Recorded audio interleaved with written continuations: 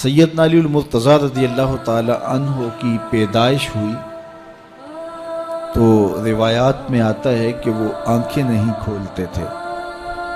حضور مبارکباد دینے گئے اور اپنے بھائی کو دیکھنے گئے تو ان کی والدہ حضرت فاطمہ بنت اسد رضی اللہ تعالی عنہا نے کہا، بیٹا پیدا تو ہوا ہے لیکن پریشانی یہ ہے کہ آنکھیں نہیں کھولتا۔ تو آقا کریم علیہ السلام نے اپنا لعاب حضرت علی المرتضیٰ کے منہ میں ڈالا تو مولا علی نے آنکھیں کھول لیں۔ گویا سیدنا علی المرتضیٰ رضی اللہ تعالی عنہ نے آنکھیں کھولی تو پہلا جلوہ رخ والضحیٰ کا دیکھا، اس رخ نور کو دیکھا۔ اللہ اکبر، قربان جائیں سیدنا علی المرتضیٰ کی آنکھوں پر، جس کا پہلا نظارہ رخ محبوب تھا، اور پھر بچپنے کی عمر حضور کی قربت میں، حضور کی صحبت میں، حضور کی تربیت میں بسر ہوئی۔ آقا کریم علیہ السلام جب اللہ کے حکم سے اعلان نبوت فرمایا تو سیدنا علی المرتضیٰ رضی اللہ تعالی عنہ نے ایمان لانے والوں میں سر فہرست اپنا نام لکھوایا، اور آقا کریم علیہ السلام کے ساتھ پھر ہر محاذ پہ کھڑے ہوئے نظر آئے۔ سیدنا علی المرتضیٰ فرماتے ہیں کہ رسول رحمت نبی اکرم صلی اللہ علیہ وآلہ وسلم نے ارشاد فرمایا کہ اے علی، تیری مثال حضرت عیسیٰ کی ہے۔ حضرت عیسیٰ کا ماجرا یہ تھا کہ ان سے دو طرح کے لوگوں کا معاملہ ہوا اور دونوں گمراہ ہوئے۔ ایک وہ جنہوں نے حد سے زیادہ ان سے محبت کی اور اس قدر بڑھا چڑھا دیا کہ انہیں اللہ کا بیٹا قرار دے دیا، اور دوسرے یہودی تھے جو اس قدر بغض رکھا سیدنا عیسیٰ علیہ السلام سے کہ ان کے قتل کے درپے ہوئے، ان کی ماں پہ تہمت لگائی۔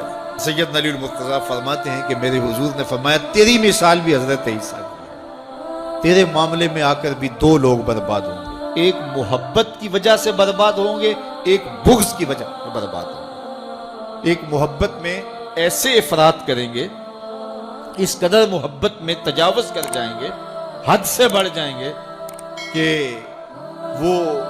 وہ کہیں گے تیرے بارے جو نہیں کہنا چاہیے۔ حتیٰ کہ سیدنا علی المرتضیٰ رضی اللہ تعالی عنہ کی محبت میں لوگوں نے تمام صحابہ پر سب و شتم کو جائز سمجھ لیا، اور ایک طبقہ ایسا بھی ہے جو سیدنا علی المرتضیٰ رضی اللہ تعالی عنہ کو خدا اور الہ کہتا ہے۔ یہ نصیری سیدنا علی المرتضیٰ رضی اللہ تعالی عنہ کو الہ کہتے ہیں، علی اللہ کا نعرہ لگاتے ہیں۔ ایک طبقہ محبت میں تجاوز کر کے اس قدر جو ہے وہ سیدنا علی المرتضیٰ کے بارے میں اعتقاد قائم کرتا ہے کہ وہ گمراہی کے گڑھے میں جا گیا، اور ایک طبقہ وہ ہوگا جو تیرے ساتھ بغض رکھ کے برباد ہوگا۔ سیدنا علی المرتضیٰ رضی اللہ تعالیٰ عنہ کا نام بھی گوارا نہیں ہوگا۔ سیدنا علی المرتضیٰ کا نام لیا جائے تو طبیعت میں بے چینی اور اضطراب پھیل جائے گا۔ اور ایک طبقہ ایسا ہے نواسب کا، نواسب باقاعدہ 10 محرم کو سیدنا علی المرتضیٰ رضی اللہ تعالی عنہ کے شہزادے کی شہادت کے دن کو عید کے طور پہ منایا کرتے ہیں۔ وہ نئے نئے کپڑے پہنتے ہیں، انواع اقسام کے کھانے کھاتے ہیں، اور ایک دوسرے کو مبارکیں دیتے ہیں اور گلے ملتے ہیں۔ تو نواسب سیدنا علی المرتضیٰ اور خاندان نبوت کے ساتھ بغض رکھنے کی وجہ سے برباد ہوئے، اور جو نصیری اور وہ طبقات جو حضرت سیدنا علی المرتضیٰ کے ساتھ محبت کے ازدیاد میں یہاں تک جا پہنچے کہ انہیں ابن اللہ کہہ دیا، یا ان کی محبت کے اندر جلیل القدر ہستیوں پر تان و تشنی کے تیر برسائے، تو یہ گمراہی کے گڑھے میں جا گرے۔ تو میں کہتا ہوں انہیں مبارک ہو جو سیدنا علی المرتضیٰ رضی اللہ تعالیٰ عنہ کے ساتھ وہ پیار کرتے ہیں جو شریعت اسلامیہ، شریعت بیضا کا تقاضا ہے، جس سے رسول اللہ کی آنکھیں بھی ٹھنڈی ہوتی ہیں، اصحاب رسول کی آنکھیں بھی ٹھنڈی ہوتی ہیں، اور اہل بیت رسول کے دلوں کو بھی قرار پاتے ہیں۔ اہل بیت نبی کے گھر والے ہیں، اور صحابہ نبی کے در والے ہیں۔ ہم کہتے ہیں گھر والوں تمہیں بھی ہمارا سلام اور در والوں تمہیں بھی ہمارا سلام۔ کتنے لوگ تھے جو ہمارے ساتھ چلتے ہوتے تھے، آپ ذرا اپنے ذہن پہ زور دیں۔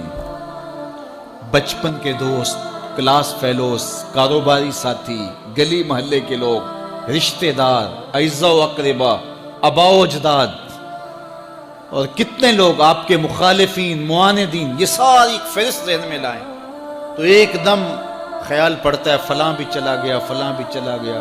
کوئی سال کے بعد اچانک کوئی بات یاد آتی ہے تو یاد آ جاتا ہے، کوئی 6 ماہ کے بعد یاد آتا ہے۔ کئی ایسے لوگ ہیں کہ سال ہا سال بعد یاد، ہاں وہ بھی ہوتا تھا۔ مٹی کا رزق بن گئے، قصہ پارینہ بن گئے۔ کہانی تو اتنی سی ہے نا، جو اکڑ اکڑ کے چلتے تھے آج وہ مٹی کا رزق بن گئے ہیں۔ جو اپنے بدن پہ چٹکی مٹی بھی نہیں پڑنے دیتے تھے آج ان کے کفن بھی تار تار ہو گئے۔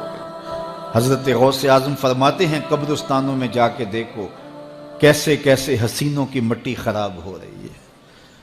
اللہ اکبر، بدن خاک میں مل گئے، ہڈیاں چور چور ہو گئی، ریزہ ریزہ ہو گئی، قبروں کے نشان بھی مٹ گئے، کتبے بھی ٹوٹ گئے، مٹ گیا مشتاق دل سے رنگے یاد رفتگاں، پھول مہنگے ہو گئے، قبریں پرانی۔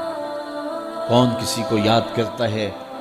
اور اسی طرح ہم مل کے مٹی کا رزق بننے والے ہیں، لیکن کوئی ایسا کام چھوڑ جائیں گے، اپنے رب سے جڑ جائیں گے، اپنے رب کے بندوں سے جڑ جائیں گے، رسول کریم کے دامن کو تھام لیں گے تو پھر موت بھی مرنے نہیں دے گی۔ پھر سر خرو اور سر بلند ہوں گے، پھر عزتوں کے تاج سروں پہ رکھے جائیں گے، وقار کی مسند پہ بٹھائے جائیں گے۔ فقیر نام تنا دا باؤ، قبر جنا دی جیوے ہو۔ پھر قبروں پہ بھی چراغاں ہوگا جب ہم ان سے جڑ جائیں گے۔ تو یہ مختصر زندگی کی تمام تر لطافتوں کے حصول کے ساتھ گزرنی چاہیے۔ کتنے نوجوان ہیں جنہوں نے اپنی توبہ کو مؤخر کیا تھا بڑھاپے کے لیے، اور آج قبرستانوں میں دفن ہیں۔ آپ جا کے قبرستانوں میں دیکھیں، وہ سوچتے تھے کہ ابھی تو جوانی ہے، جوانی سے لطف اندوز ہو لیں، بڑھاپے میں توبہ کر لیں گے، لیکن بڑھاپا نہیں آیا، موت آ گئی۔ موت تو برحق ہے، یہ تو آ کے رہنی ہے، لیکن بڑھاپا لازمی نہیں ہے کہ ضروری آئے۔ حضرت امام غزالی نے ایک بڑی خوبصورت بات لکھی، فرماتے ہیں معاشرے میں نظر دوڑا کے دیکھو، زیادہ بچے ہیں، زیادہ جوان ہیں یا زیادہ بوڑھے ہیں؟ تو کہا آپ کو بچے زیادہ ملیں گے۔ ہر گھر میں دیکھ لیجئے، بچے زیادہ ہوں گے، جوان ان سے کم ہوں گے، بوڑھے ان سے کم ہوں گے۔ تو اگر بوڑھے تھوڑے ہیں، جوان زیادہ ہیں، تو غزالی فرماتے ہیں پھر بات سیدھی سیدھی ہے، بڑھاپے تک کوئی کوئی پہنچتا ہے، زیادہ جوانی میں چلے جاتے ہیں۔ اور کہا کہ اگر جوانوں سے بچے بھی زیادہ ہیں تو پھر اس کا مطلب بھی سیدھا سیدھا ہے کہ جوانی تک سارے نہیں پہنچتے، بہت بچپن میں چلے جاتے ہیں۔ غرہ کس پہ، ناز کس پہ، غرور کس پہ، تکبر کس پہ؟ تو یہ مختصر زندگی جو اللہ کی امانت ہے، اس کو اللہ کے نام پہ گزارا۔ جو بیت گئی وہ بیت گئی، وہ تو منہا ہو گئی زندگی سے۔ وہ مجھے رات سے کچھ لوگ میسج بھیج رہے ہیں کہ آج 16 مارچ ہے اور آپ کا پیدائش کا دن ہے، مبارک ہو، اللہ سب کو جزا دے۔ لیکن میں آج اپنی چھوٹی بیٹی کو بھی کہہ رہا تھا، وہ مجھے بولی کہ ابو آپ کو مبارک ہو۔ تو میں نے کہا کہ آپ ہاتھ اٹھا کے اللہ کی بارگاہ میں دعا کرو کہ اللہ آپ کے باپ کے 46 سال کے گناہ معاف کر دے۔ یہ تو زندگی گزر گئی ہے، 46 سال میرے ہاتھ سے نکل گئے ہیں، میں الٹا بھی لٹک جاؤں تو یہ میرے ہاتھ نہیں آ سکتے۔ اگر میں نے اچھے گزارے ہیں تو مجھے مبارک ہو اگر قبول ہو گئے ہیں، اور اگر اچھے نہیں گزرے تو مجھے توبہ کرنی چاہیے، زندگی کی کوتاہیوں سے توبہ کرنی چاہیے۔ ہم سمجھتے ہیں ہم بڑے ہو رہے ہیں، حقیقت میں ہم چھوٹے ہو رہے ہیں۔ ہم اپنی زندگی کے اہداف طے کریں، زندگی کے مقاصد طے کریں، ساری زندگی اس کے گرد سفر کرنی چاہیے۔